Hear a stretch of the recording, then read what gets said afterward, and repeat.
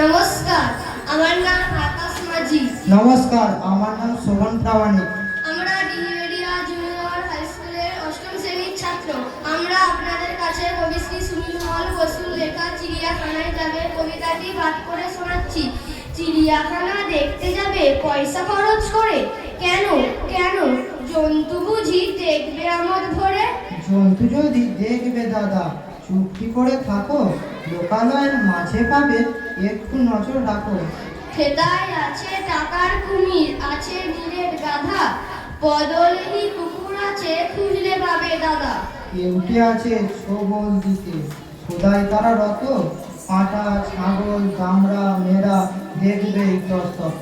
শেয়াল আছে, বানর আছে, ভিজে বেড়াল আছে, বাস্তু ঘুঘু তপস্বী বক ঘুরছে কত কাছে। ডালকাকের ওই মিলবে দেখা, পেছন ঘোড়া, লোক্কা কত পায়রা আছে, বিলাসিতায় ওরা। আরো কত জন্তু আছে, বলতে কি আর পারি, স্বার্থে যদি আঘাত লাগে জানবে স্বরূপ তারি। সবাই আছে মুখোশ পরে, একটু নজর রাখো, কষ্ট করে চিড়িয়াখানা যেতেই হবে না কো। নমস্কার। একটা জোরে হাততালি হয়ে যায়।